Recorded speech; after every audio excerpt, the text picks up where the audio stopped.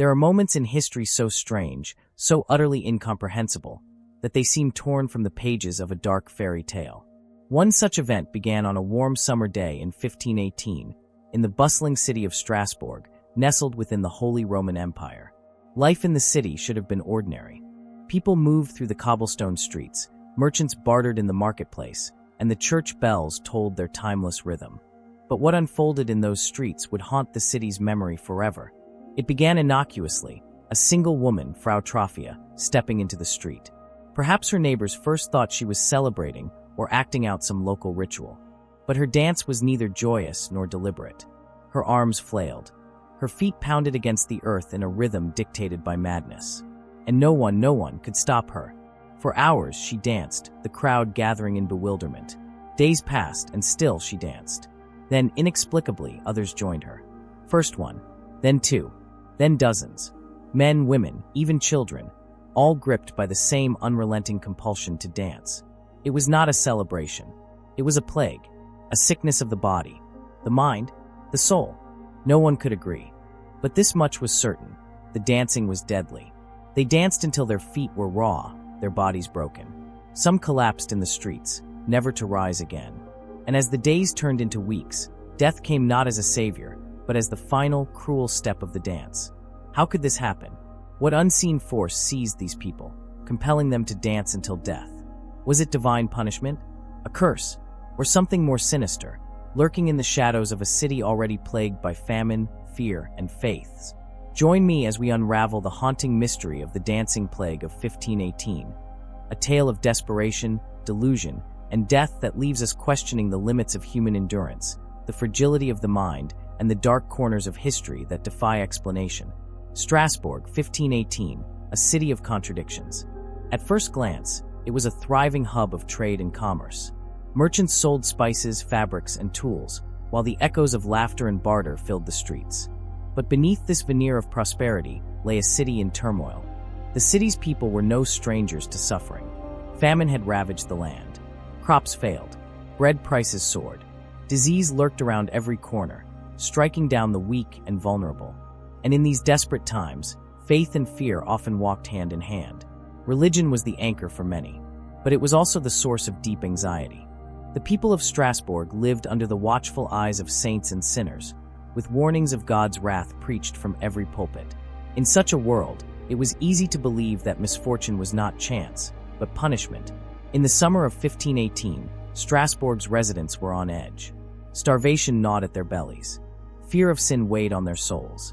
And then, just when it seemed things could not get worse, the dancing began. Her name was Frau Troffea. She lived a life much like her neighbors, bound by the same hardships and hopes. But on that fateful day, something inside her changed. She stepped into the street and began to dance.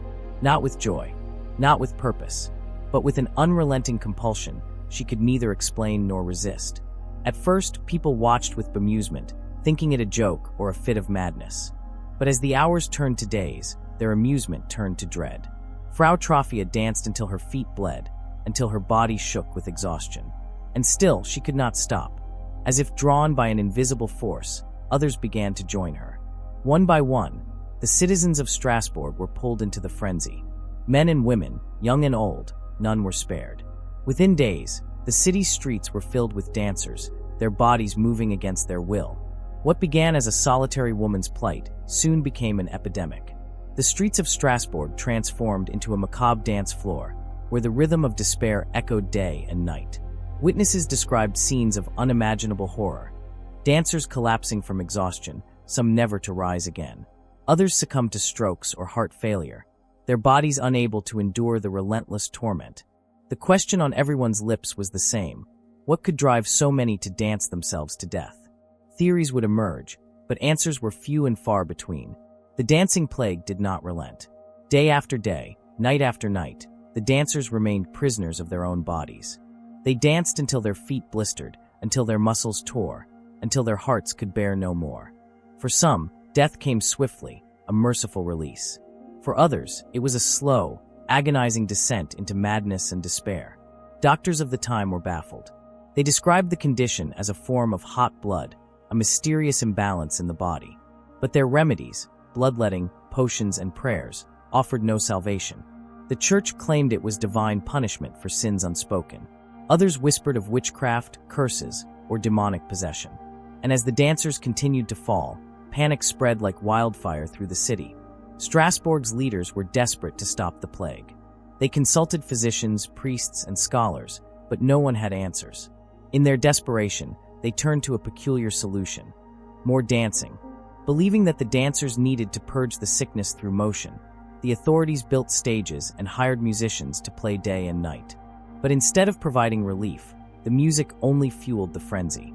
The streets became arenas of chaos, the rhythms driving the afflicted further into their madness.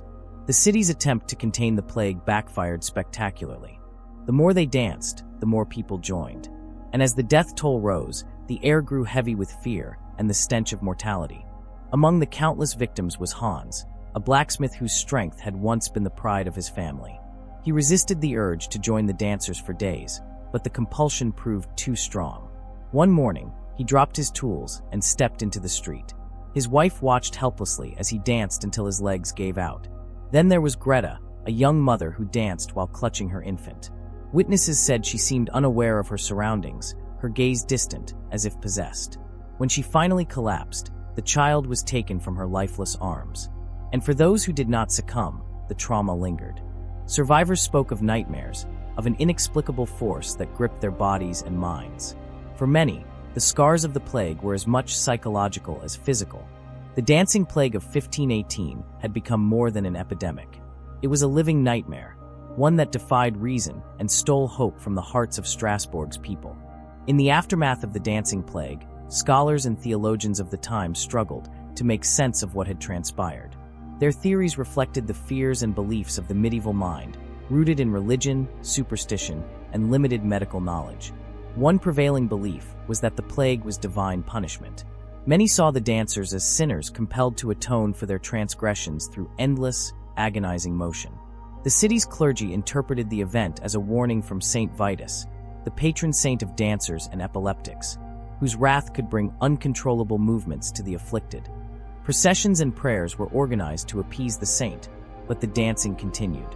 For some, this only reinforced the idea that Strasbourg's people had committed an unforgivable sin. Others turned to natural explanations. Some theorized that the dancers had consumed bread made from rye infected with ergot, a toxic fungus known to cause hallucinations, convulsions, and erratic behavior. This hypothesis linked the plague to ergotism, also known as St. Anthony's fire. But could a contaminated crop truly explain an outbreak of such scale and duration?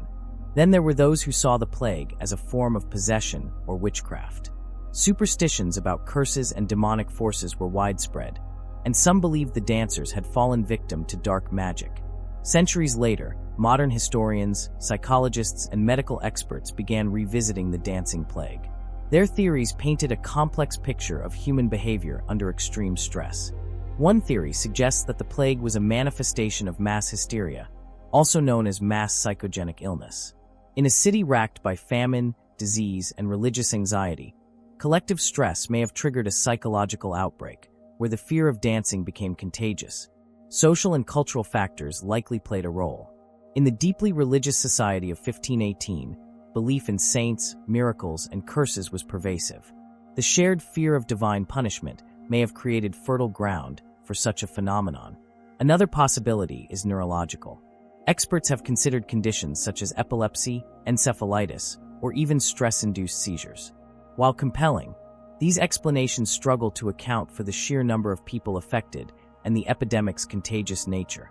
While many theories offer insights, none provide a definitive answer. Some historians question whether the accounts of the dancing plague have been exaggerated over time, distorted by folklore and misinterpretation. However, the dancing plague of 1518 was not an isolated incident. Other outbreaks of uncontrollable dancing occurred throughout medieval Europe, from Aachen to Milan. Were these events linked, or were they entirely separate mysteries? To this day, the dancing plague remains one of history's most perplexing enigmas. Was it a product of its time, a reflection of human vulnerability in the face of hardship, or was it something stranger, an unsolved mystery that continues to defy explanation?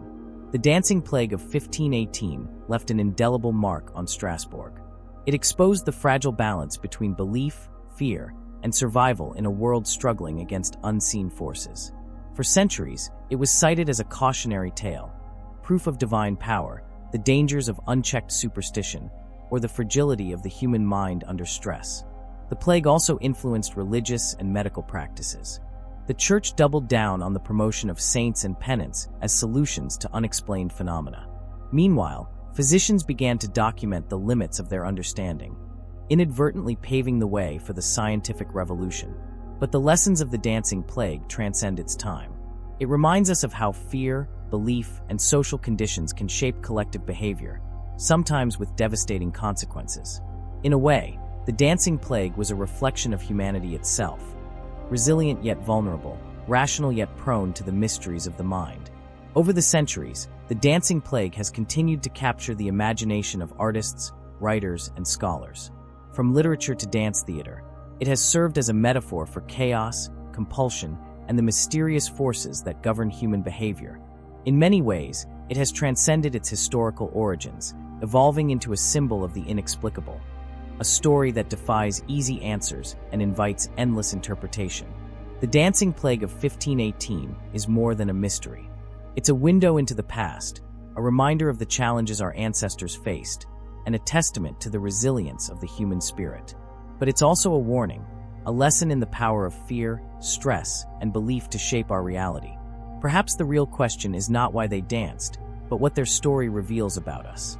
In a world still grappling with uncertainty and fear, the legacy of the dancing plague remains as relevant as ever.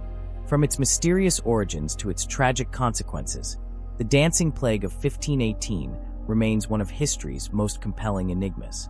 We've explored the events, the theories, and the lasting impact of this haunting episode. But the answers, like the dancers themselves, remain elusive. The dancing plague of 1518 leaves us with questions as mysterious as the event itself. What do you think caused it? Was it mass hysteria, ergot poisoning, divine punishment, or something else entirely? Let us know your theories in the comments below. We'd love to hear from you. If you enjoyed diving into this fascinating chapter of history, make sure to give this video a thumbs up. It really helps us out. And don't forget to hit that subscribe button and turn on the notification bell so you'll never miss an episode of our historical mystery series. Stay curious, keep exploring, and we'll see you in the next adventure into the unknown.